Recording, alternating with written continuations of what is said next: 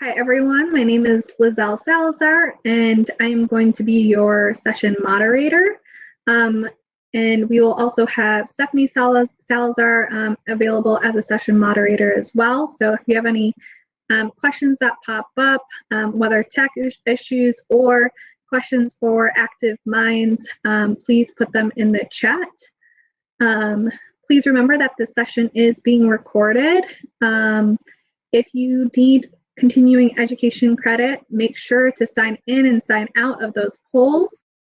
And then the evaluation also at the end is super important. We would love to hear your feedback on how this session went. So I'll send that link in the chat at the end. And just a reminder that after this, we also have our closing keynote presentation that we hope you can attend.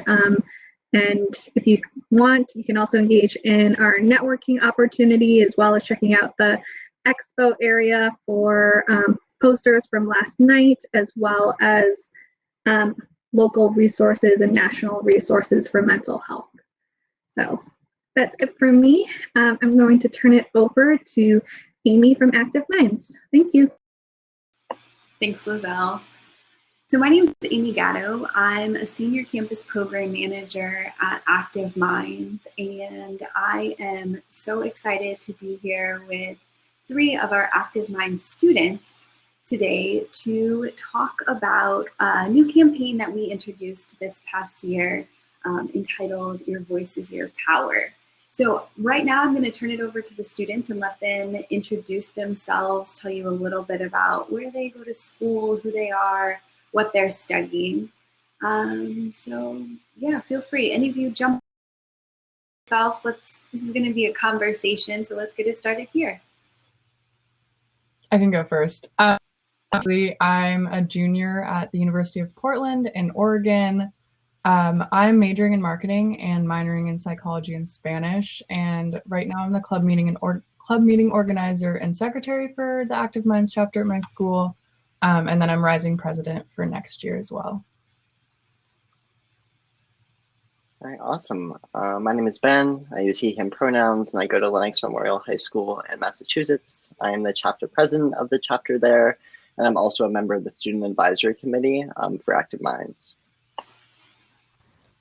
Hi, everyone. My name is Raisa Alam. I'm a current senior at Columbia University studying neuroscience and behavior. Current Active Minds chapter senior advisor, but I was president for 2 years prior, and I'm also with Ben in the student advisory committee. And it's really nice to talk to you all. Great. Well, I know I'm really excited for you all to be here today to talk about this campaign. For those who are joining us, like I said, we want this to be a conversation. So we have some slides, we're going to share some information with you. But at any point, if you have questions, feel free to put them in the chat. We'll try to incorporate them as we go. And we have quite a few questions built in for our panelists. So let's get started. So a little bit more about Active Minds. If you're unfamiliar with our work, Active Minds is just the nation's leading nonprofit organization supporting mental health and promotion for young adults. We believe in speaking openly about mental health, creating communities of support, and encouraging each other to get the help when needed, and essentially taking action for suicide prevention. The students that you see here and the others in our network are changing the conversation about mental health. We do this in a peer-to-peer approach. So we know that students are reaching other students on high schools and college campuses, at home, in their work, and in their communities. And as most of you guys know, during the pandemic, we have had to shift. Prior to the pandemic, these were some of the things we offered for our students. So we're built on a robust chapter network. We have 600, 800 chapters on college and high school campuses. These chapters are student-led, student-driven. We also have chapter chats where students can talk to our national staff, and same thing with office hours. We've been able to see really unique connections that our students have been making over this time. And we've seen them change the way that they've engaged with others while still maintaining their chapter network, chapter chats. We have a couple members of the Student Advisory Committee here with us today. And those are our student leaders who constantly provide us feedback, we bounce ideas. A lot of the campaigns and programs that we implement come straight from our Student Advisory Committee. We have a strong presence on social media. We use Slack to communicate. So there's an entire student Slack network for students who are members of chapters or even others who are just invested in mental health. It's a great way to connect, to learn about new ideas. And then we have some signature programs. So our Send Silence Packing program inspires action for suicide prevention. It traveled around the country pre-COVID with backpacks on the lawn just to represent those who have died by suicide. And then we have a speaker series where people share their stories of how mental illness has affected them. Again, pre-pandemic, these speakers were traveling around the country speaking to diverse audiences. Since the pandemic hit, we've had to engage in some new strategies. So we've really utilized our texting platform to send messages to students. Like many places, including this conference, we've used webinars to present new material, to speak to our community and others who are interested in mental health. We've implemented new campaigns that have been timely to support student mental health, about racial equity and inequity. We also provided a COVID-19 resource guide for institutions so they can have some recommendations to support student mental health during this time. Our Send Silence Packing program has a virtual component, something we had wanted to do for quite some time, and the pandemic really gave us that kick in the tush to get it together and do it. So now we have this beautiful virtual exhibit where we have people sharing their stories behind each of the backpacks. And then beyond that, our speakers program has really adopted a virtual stance so we can reach so many more people. I would say our speakers are even busier than usual because they can reach more people from the comfort of their own home. So seeing all of this, I really wonder for the students we have here, what strategies you've used since the pandemic started to stay connected to the national staff, and how do you feel like that has benefited your chapter?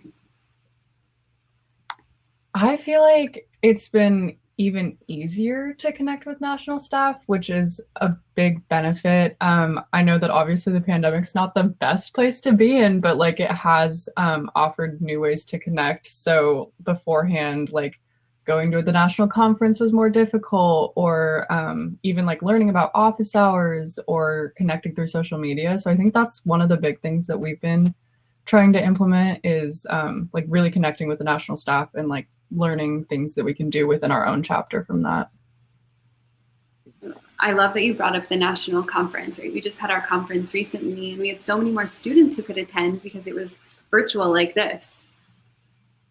Yeah, definitely. I think Active Minds has done a wonderful job of like pushing out all the resources to students during this time period. And like I'm aware of way more things that Active Minds is doing, and they're always sending us opportunities. One thing I really love is the Slack channel. It's like such a wonderful place to connect with other students, with national staff, and see what other people are doing.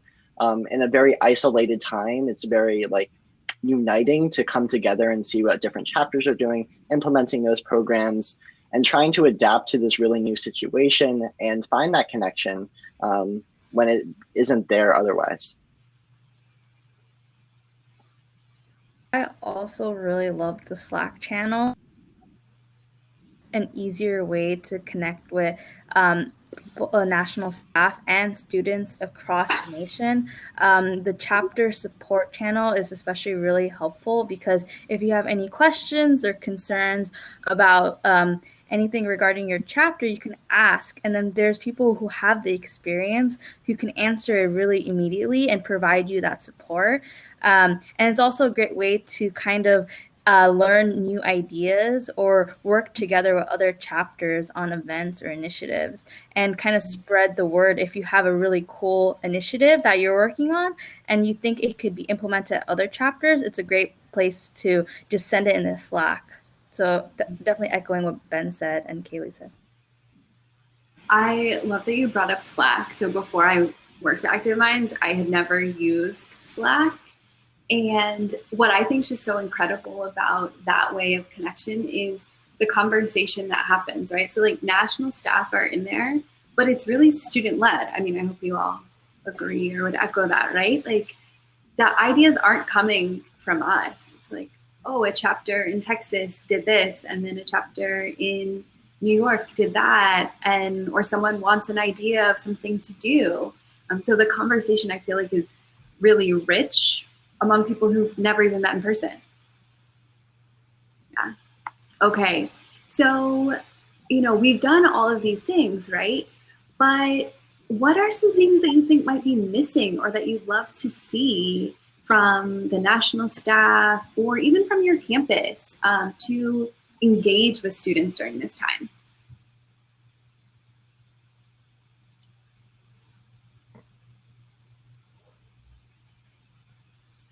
Yeah, I think it's difficult to know exactly. Like as a high school chapter, sometimes like there's not many of us. I think we actually have over 100 now, but still compared to how many colleges we have, you know, we're the new mental health advocates, and it can be really intimidating for us to try to step up. And I think Active Minds has done a great job, especially during the pandemic now, trying to give us the resources about how to have those tough conversations with the people in our administration and how to have those conversations to really institute change.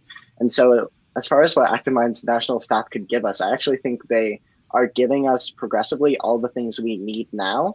And I think the pandemic in this virtual situation has really, you know, woken everyone up, and everyone realizes communication is a really big thing that we need to target, and we need to teach people how to effectively communicate to get change in their communities. And I think Active Minds is doing a wonderful job.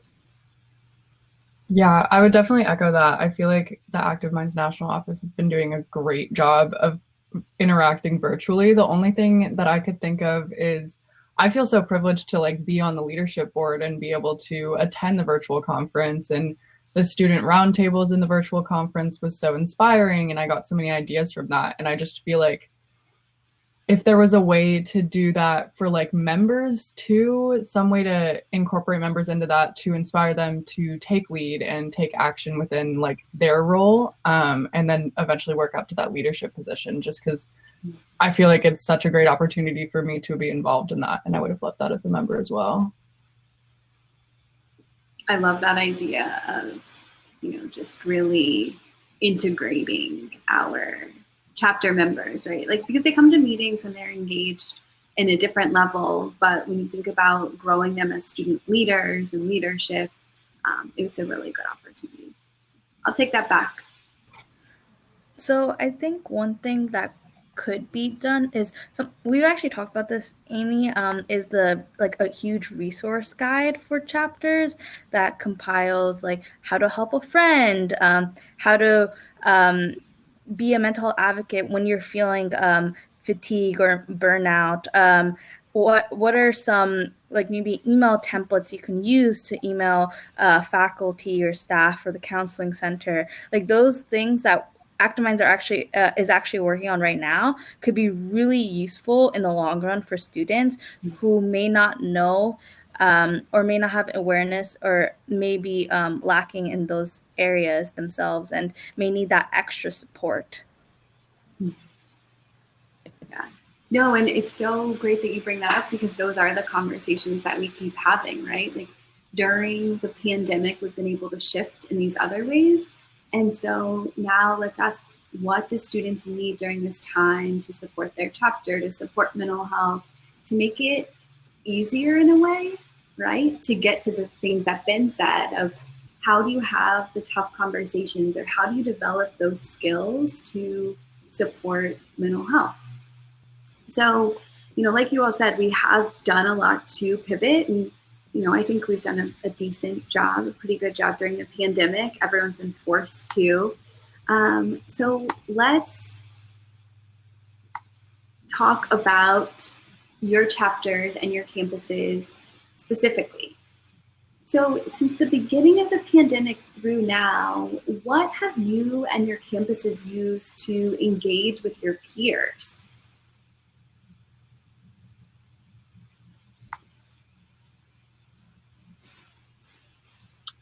Yeah, so I mean, of course, this past spring and since then we've all shifted to the Zoom platform.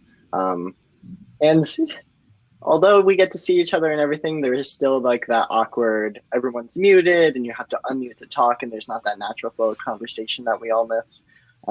So we've been trying to put in game nights to make, people comfortable talking on Zoom and just getting people comfortable as a cohesive group, because I'm really big and our chapter is really big on like diversity of thought and trying to get different perspectives to the table and making people feel comfortable sharing those. So we're trying to get through that initial, the unmute on Zoom. I think there's a lot of friction for people to talk nowadays and really share their ideas. Another thing that we did to unite really our whole campus is we brought an Active Mind speaker, and we brought Kai Roberts to our school. And it was amazing because usually he'd have to travel all the way from Pennsylvania to Massachusetts, and that'd be a lot of cost, and it'd be a long way for him. But he literally just hopped on a Zoom call in the morning and he presented to our whole school. And it was just so amazing, and students loved him. And I think that really brought us all together and taught everyone that mental health is something that we need to talk about every day. And yeah, so that's what we've been doing. Similar to Ben, we've also done a lot of self-care events, pretty much every week or twice a month, like yoga, meditation, cooking, I don't know, game nights as well, like just a lot of different self-care events just to kind of take care of ourselves, practice wellness during this time, kind of bond, because it is difficult to bond virtually. And I think that made us grow a lot closer. We also have done a lot of social media outreach because we have grown our following to around almost more than 2,000 followers in our school. So we're trying to, give them tips and suggestions through our stories and posts, and kind of do advocacy through social media in these virtual times, which is really important. Yeah, I love that. I agree with what Ben was saying. Like, I definitely missed the flow of conversation and just like the side conversations that happen like before a meeting or after a meeting. But I think what's really special about the online environment is that with mental health, sometimes it can be hard to get up and make that first step. And when you just have to join a Zoom meeting to make that step, it's a lot easier to connect with people, and they can just be on a fly on the wall in the background of the meeting and actually get that like knowledge and information, which is one of the things I really love about it. Another thing that we've been doing a lot on our campus and with Active Minds is almost every week we've been collaborating with like a different club on campus just to reach a broader scope. And that again is so much easier in an online environment because you can come together and plan virtually and then also carry it out virtually, and people tend to have more availability when they're not having to actually like go to a physical space to be at that meeting. Yeah, I think that there's so many things that we have been able to take advantage of now, collaborating with others who maybe we wouldn't collaborate with before, spending the time to be really intentional about social media, right? It's not just posting, like we're hosting this event, please come. It's, posting, have you taken a walk today? Or here's a breathing video. And those are things we know people want and need during this time. But I do agree with you all, right? Those like side conversations that happen as you're walking into a meeting or sitting next to someone new, it's just not the same as, being in person. So, I I hear you on some of those struggles, even as a professional. So let's talk about campaigns or programs. So are there any new campaigns you've implemented since the beginning of the pandemic? And or even things that you've done a little bit differently? And if there are, why did you implement them? One thing our chapter founded was the Unmasked app, which is an anonymous peer support app where students can talk about their mental health in a very open and honest way, and other students can anonymously comment or DM the user. And that way there's just this community of support to one another because it's anonymous and people can talk very openly and honestly. And I think this app has been incredibly supportive towards the students in our chapter because we can sort of try to provide them resources or give them the validation that they deserve and channel that positivity or even like the realness of the moment, because the pandemic has been a huge struggle for a lot of students for various reasons, and we want to give them that support. So Unmask has been a big part of that for our chapter. That sounds so cool, and like a great way for students to engage, particularly if they're not ready to take the step to get professional help or go to a group. Yeah, how do you moderate that? Just because we've been talking about doing something like that, but have been having difficulties with moderating the like microaggressions and suicidal thoughts. So I was just wondering. Yeah, that's a really great question. So on the app, like there is moderator account. So all the students who are trained as moderators, so they have mental health first aid certification, and they've also gotten extensive training on how to handle certain situations like suicidal ideation or maybe inappropriate comments. Like then we can approach them case by case. Some of it we can delete comments if they're inappropriate and then DM the user privately and explain why this is inappropriate, which hasn't happened at all so far. Because our students have been really nice on the app. Or if there's suicidal ideation, then we can kind of DM the user to see risk for suicide. And then we, as a team, work together to see what happens. I think in the Dartmouth campus, there has been one case where they had to get the students' personal information because it was a risk to their health. But that was only one case. In our chapter, that hasn't happened at all so far. So I hope that answers your question. And if anyone has any questions about Unmasked, happy to answer them.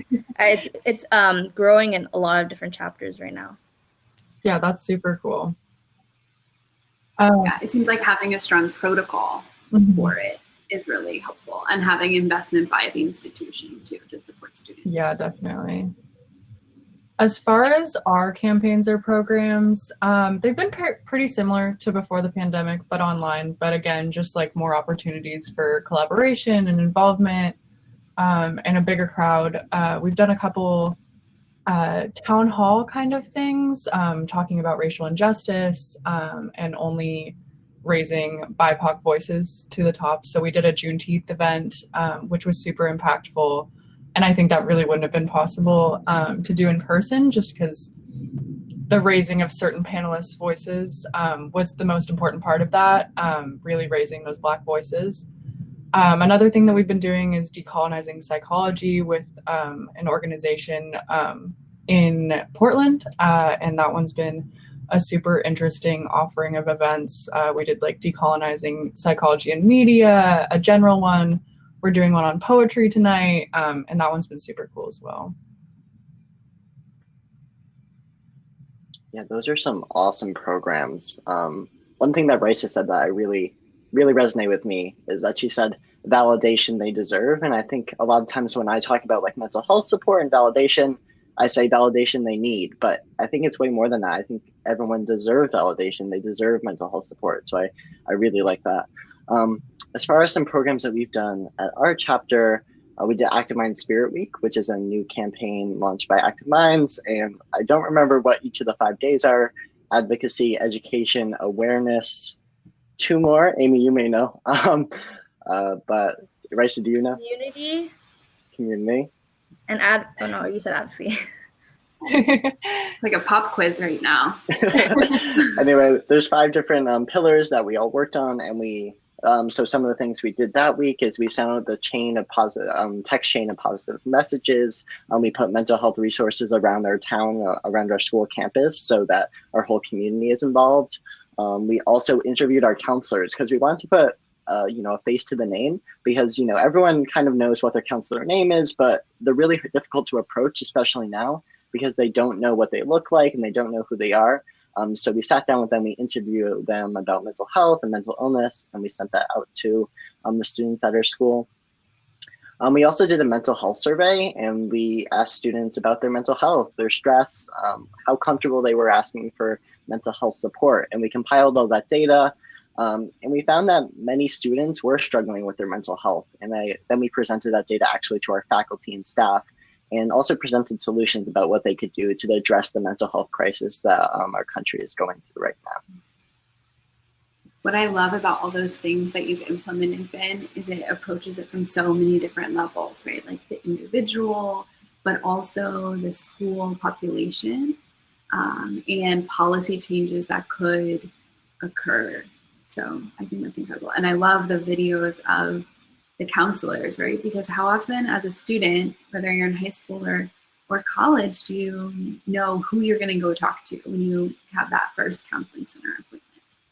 So one of the ways that Active Minds has increased engagement is, as you all know, but everyone else in here probably doesn't, is we implemented a new campaign called Your Voice is Your Power. And this campaign calls for mental health advocates to establish a campus culture of caring and support for BIPOC students nationwide. And when we implemented this campaign, we had 4 pieces. And unlike Ben's pop quiz earlier, I have a cheat sheet for these. So we worked on these 4 areas. So first is Your Voice in the Counseling Center. And this is all about increasing investment for telehealth, drop-in counseling, and support groups. I'm really making sure our counseling center has the support it needs to support BIPOC student mental health. Our second component was Your Voice in the Classroom. So asking our educators, faculty, staff, administrators to share mental health resources with their classes. It could be as simple as a syllabus statement, guiding students to resources, saying that you're an open support there, because each student has its own struggles, right? And they might not know where to go. And so having educators commit to this really shows students, particularly students with marginalized identities, that they have a faculty member they can go to talk. The other 2 components were Your Voice in Conversation. So this is advocating for cultural competency training for faculty and staff. So personally, I'm a firm proponent that I think people really do want to do the right thing. I think they want to treat others well. And but by offering this cultural competency training allows faculty and staff to address their bias and maybe the microaggressions or certain things that they're doing in the classroom or in conversation that may discourage any mental health seeking by BIPOC students. And then the last piece is Your Voice in the Strategic Plan. This is all about institutionalizing mental health and equity and inclusion language in an institution's strategic plan. So really showing that institutional commitment. And like what Ben was saying earlier about addressing the different areas of campus, the students, the campus community, and then policy level. This really does show a strong commitment by an institution to support mental health and equity. So let's hear from each of our panelists about what this looks like at their campus. So we'll start with Columbia. Hey everyone. So I want to talk about how we are trying to implement mental health and cultural competency training in our campus. And first, what we did during the summer was we emailed different department chairs the faculty guide, so they can kind of spread it to the faculty in that department, and they can read the Active Minds faculty guide and kind of get some ideas on how to support students. Along with that, we also emailed them the different student resources. So in case there is a student who is struggling with their mental health, the faculty have the phone numbers of like counseling psychological services with them, so they can kind of give those resources to students at the moment, because I think faculty are not that familiar with student resources. So I think that was super important, because we know that a lot of times students like interactions with faculty really affect their mental health and their well-being, and it's really important to promote a very in a more positive relationship with faculty and students. Another thing we are trying to do right now is we are trying to do mental health trainings to faculty. This is kind of an ongoing thing for the past year because it is difficult, but we have been in contact with the president of the Academic Affairs Office, as well as the director of Counseling and Psychological Services, and it's been a kind of ongoing communication on how to ensure that faculty have access to these trainings that do already exist. Is just very optional, and getting TAs trained as well, because teaching assistants are often very student facing and interact with students a lot. So we think it is going to be very achievable to get TAs trained. It might be a little bit more difficult to get tenured faculty trained, but we're still pushing towards that. Because faculty teach students for years on years and have a lot of interaction with students in office hours and classroom setting. We also contacted Multicultural Affairs if there were cultural competency training, and they did tell us that yes, they did have an anti-bias intervention training already, and it is available to students, faculty, and staff. So that's really great that our campus already had that, and we're just trying to spread the word about that. And I think they've done a lot of work on their own to spread the word as well. So those are just some things that we've been doing to change policy, because we think it's really important to advocate for these trainings for mental health and cultural competency in order to improve the classroom environment and promote the well-being of students. What I love that you all did with Your Voices, Your Power campaign is you didn't take all 4 pieces and say, we have to do all of these at once. Like, I think you have such strong, concrete examples of how you really took that Your Voice in Conversation piece and made it so it fits at Columbia, right? How are we changing the conversation here with the existing tools that we have? I think it's really incredible work. So now let's move to Lenox Memorial High School. Let's see, I'll turn it over to you, Ben. Thank you, Amy. Tell us a little bit about it. I'm gonna pull your questions out too. All right, awesome. So, so I come from a much different school than Columbia. I think Raisa mentioned earlier that they had 2,000 Instagram followers. We only have 245 students at our high school. So we're very small. We are connected to a middle school though, and we're in Western Massachusetts. So just like Raisa and her chapter went mostly with changing it in the conversation, we tried to find our niche in our school. And I think that was something really great about what Active Minds presented, is there were so many avenues you could advocate for racial equity and mental health, and you could customize them to fit for yourself. So the big thing that we focused on was our strategic plan. We were actually lucky that our school committee was drafting their 5-year strategic plan this year. And they were having open school committee meetings where anyone could go and talk to them about what they thought needed to be in the strategic plan.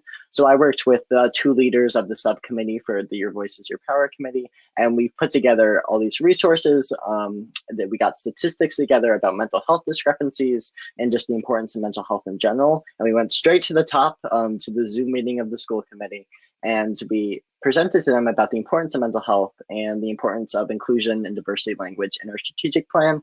And they were super receptive, super happy to hear from the student perspective. And on that night, they said, okay, we're going to do a whole section on mental health and diversity and inclusion. So we put in a lot of work for it, but we were also, we went to the people who we knew could make change, and we ended up getting a lot of change from that.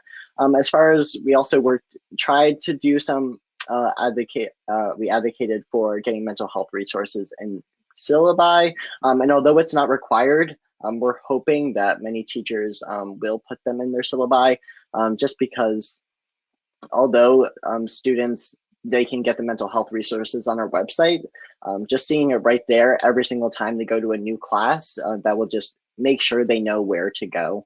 And we are still currently advocating for cultural competency training. It's a slow burn. It's not our main priority right now because we have a lot of other stuff going on, but we want to make sure it happens in the next couple of years, because we think it's really important for all our teachers and our guidance counselors, especially, to be trained in cultural competency. And when my chapter approached Your Voice is Your Power, I was a bit hesitant at first because we're in a small rural high school. 85% of the student body is white, so it was kind of intimidating. We didn't want to do it wrong. But I think that it was really important that we just took the step and we realized, okay, we need to advocate for racial equity. Like, this is a national issue and we can't just let it pass us by. And so we just went for it, and we were very successful with the stuff we did. As far as how we leverage our impact, the mental health survey played a huge role. We had that data directly from our students. We could tell them that 63% of our students said that school was negatively impacting their mental health, and that 40% of students didn't feel comfortable asking for emotional help. And we had that data to show them that, our county and our small school is not immune to this issue. And it's likely that no school is immune to this issue. And I think that really helped them become more receptive and realize this is something we need to prioritize, like mental health and mental health discrepancies and race. It is something that we need to work on. I put what advice do I have for students to advocate for BIPOC mental health, but I think we may be talking about that later. Is that correct? So we'll talk about that later. Yeah. You want to sit on that one? Yeah. Ben, what I think so impressive is, from our end as a national staff, we read the chapter inventory that you report on these outcomes. And, I think when we were putting everything together, we really understand the value of putting in the strategic plan. But I think we were so surprised that one of our most successful chapters doing this is one of our high school chapters. But it sounds like the stars really aligned to allow you to do this. But it also wouldn't have happened without a lot of hard work from your chapter members, right? The different pieces you had set up with the survey, with meeting with faculty, meeting with counselors, really understanding and taking ownership of this, it seems like you are really successful. So I think it's just absolutely incredible. And now it seems like mental health is a priority, at least for the next 5 years. Congrats. Okay, let's turn it over to University of Portland so you can tell us about everything you've been doing.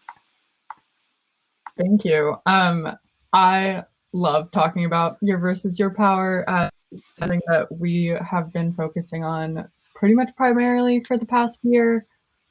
We sort of noticed going into last summer and transitioning with our new leadership that a lot of the advocacy for mental health equity and just equity in general at our school felt very performative. There was already statements in our syllabi. There was already Black Lives Matter statements on the social medias of our university. But it didn't feel like they were doing anything that was tangible that could actually make an impact. So we decided to take that upon ourselves. I do like to brag about my chapter, and we did win the National Active Minds Health Equity Award this year. So that was super great to be recognized for our efforts there. I already talked about our Juneteenth event a little bit. It was featuring only Black voices, just sort of talking about their experiences. Another thing that we have is our resource guide, which has local, community, and national resources, and then also BIPOC specific resources and also queer specific resources, which we really try to advocate for because those resources can be so different for different communities. We've also done a lot of processing sessions because while we agree that the advocacy is really really necessary to happen, we also recognize that these groups of people are exhausted of the advocacy that they're having to do. So these processing sessions with only BIPOC students, only QT BIPOC students have been really beneficial for us. We're doing one on only Asian American students coming up due to the violence that's been in the media recently. And those have been super beneficial for people just to talk with people that understand it and that people that are gonna understand it in a way that no one else really can. Another thing that we've been doing is we've been advocating for a QT BIPOC counselor on our campus. Like Ben, we also come from a very white area and a very white campus, but those people of color still exist, and it's still very necessary to get them the help that they need and the representation in their administration and in their counselors. As far as like strategic planning and in conversation, we've been doing a lot of like QPR training for our faculty members. We did one, and then for students, we did another one.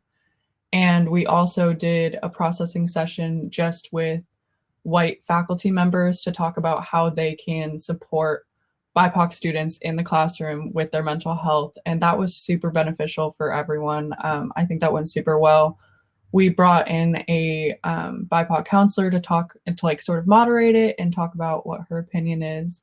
And then you can see our little leadership team up there and our Juneteenth flyer. And then the other thing is our school does a big diversity dialogues event. And so our event within that was code switching and mental health, which we collaborated with the Mixed Student Union and sort of digested and went through how code switching can affect your mental health and how that can really take a toll on everyone's like identities. And there's so much more, but I could talk about this all day. So I'll stop there. No, this is so great. I love that you really leveraged what the institution was doing and you moved it into practice, right? So it can be easy to make those statements, you know, have a syllabus statement, but it's the action behind it. And that's where it seems like you really stepped up to make sure that BIPOC student voices are heard and recognized, and that there's multiple people advocating for them rather than just our BIPOC students. So what I enjoy hearing about all three of your campuses is how it looks similar, but it's also so different. And, you know, I think the biggest thing for anyone who's here sitting with us today is this is all student-led and student-driven, right? This isn't the national staff saying, here's what you have to do, or here's how you do it. It's you've been given a little framework, right? Nothing too expansive. And we've just really seen how students have run with it. So congrats to all of your chapters for such incredible work. I'm really excited to see where this goes. This campaign was just rolled out in the fall. So we're hoping that it continues to build momentum. So continuing on with this, let's talk about engaging students, right? And so you talked to us in the beginning about things that you've been doing and then how you've integrated your voice into power. Your voice is your power in this. So now I'm curious, like, what do you hope your campus maintains moving forward? And also, what do you think is going to be eliminated or really changed?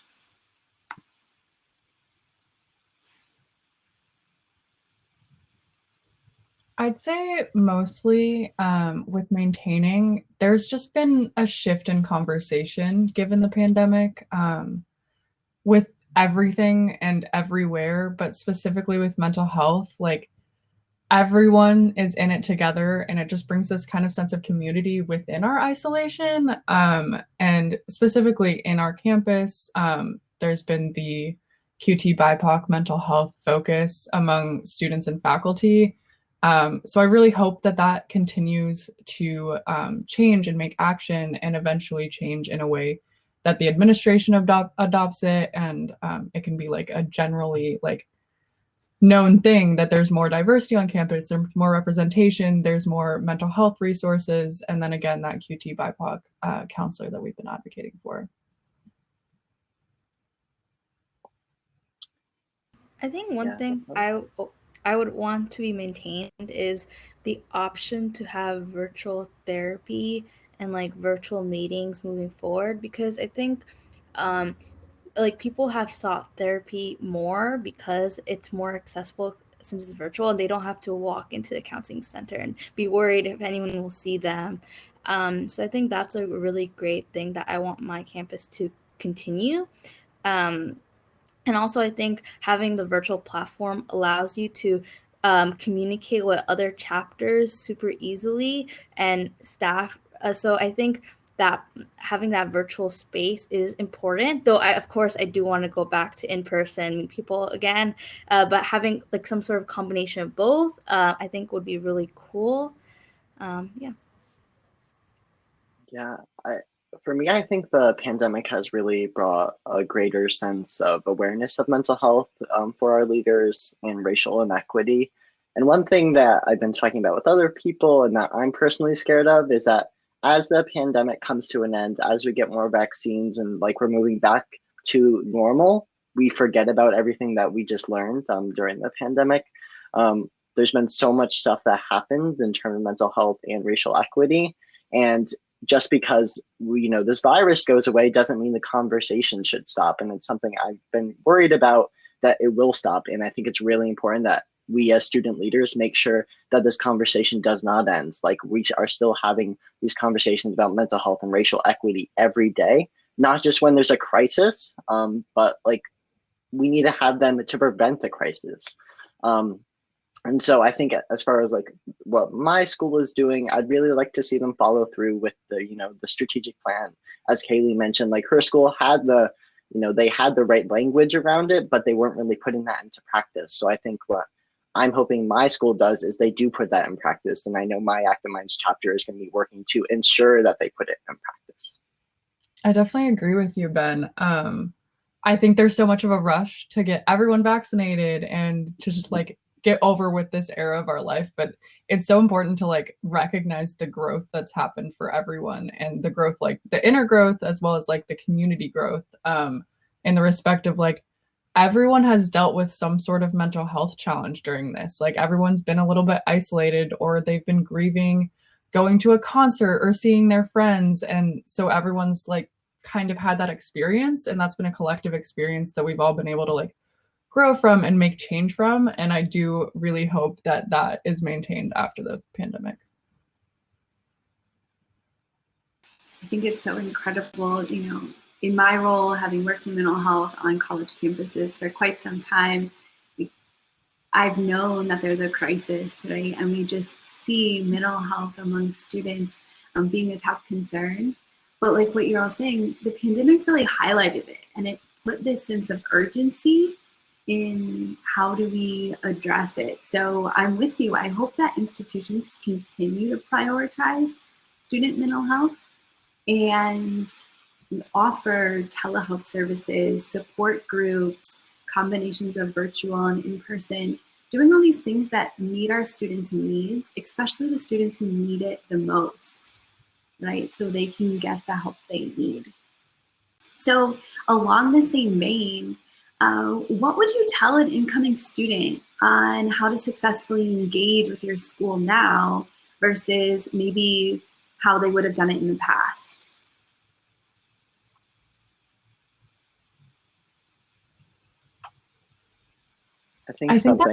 Oh, go ahead, Ben.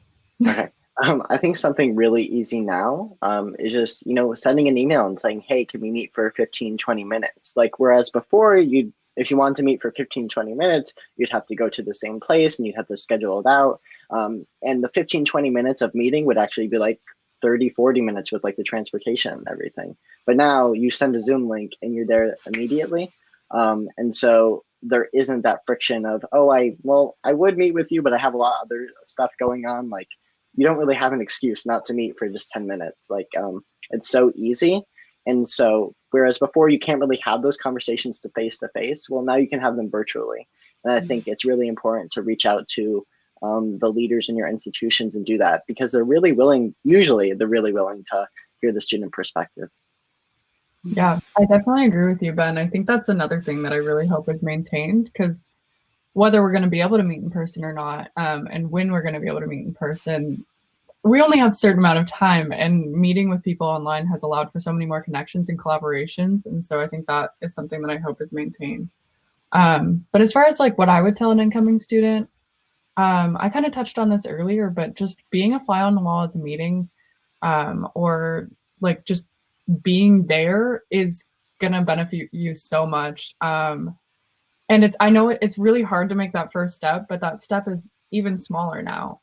You don't have to walk to the academic building and show your face in front of everybody and feel pressured to make conversation, because you can have your camera off and just mute it and still get the knowledge and start building up your like how comfortable you are with that environment and with that community, until you feel that like you're in a safe enough space to open up and really share your own struggles, and get the benefit from that. But I think even just being there and being in that community and seeing that support is the best thing that you can do. One thing, as a mentor of like freshmen and incoming students, I would say seek out mentorship, and like your peers and upperclassmen for advice and support, because oftentimes navigating school for the first time and transitioning is difficult. And even if you have like an idea or a passion, it may be a little bit intimidating to start it or maintain it. So having that peer network and mentorship is really crucial. And don't give up. You can still achieve like almost all your goals if you keep persevering throughout your college or high school experience. Yeah. Or even after college. I definitely agree with you. I feel like even with my own personal experience, when I was a freshman coming in, I was terrified. And it took like a full year for me to even get involved. But the second I went to an Active Minds meeting, I was like, okay, like this is what I want to do, and this is what I want to be passionate about, and this is such a great community. Yeah, I think one thing that I've really learned, like as I've engaged more with my chapter and we pushed out programs, is that the best thing you can ever do is ask for help. And that can look so different for each chapter and each person, but asking for help with your programs, asking for help with your own mental health, just asking for help. The resources are usually there. And I think just becoming aware of those and being comfortable, admitting that you don't know everything and that you're going to need help was a huge step for me, and something I definitely learned during this pandemic. Mm-hmm. And that's something I love about like the mental health community in general. It's because if you're here, if you're advocating for mental health, if you're a leader, you most likely have some sort of lived experience. And so you understand that struggle, and you understand the need to like give people a break and to reach out to people and like ask for help, ask if they need help, which is something I really appreciate because everyone's so understanding and forgiving. I love the sources of support that students have in Active Minds. So whether it is, like you were saying, Kaylee, like being a fly on the wall of a meeting, or like Raisa was saying, being more direct and asking for mentorship. And then, I think Ben really hit the nail on the head with just this idea of asking for help and normalizing that ask, right? So I think at times it's easier, like, if you have your hands full and you're walking towards a door, you could ask someone to open the door for you. But what's, the difference between that and asking for someone to help you with an event, or to help you with something for class, and then ultimately helping you get the resources and help that you need for your mental health. So in our last few minutes, let's talk a little bit about, we're going to skip this. Let's talk about integrating mental health promotion on campus. So I think some of the things we've seen our students do and what everyone here shared are strategies that we can engage with to support student mental health. So some of these things are just incorporating mindfulness activities into programming. So if you're a staff member or a counselor, incorporating those, but also as a faculty member, right? Courses can be long. People definitely have Zoom fatigue. So maybe it's a stretch or reminding students to go get some fresh air, not to just stay in their house. And then utilize a guest lecture approach to incorporate health and wellness topics. So Ben touched on this and bringing an active mind speaker to their school.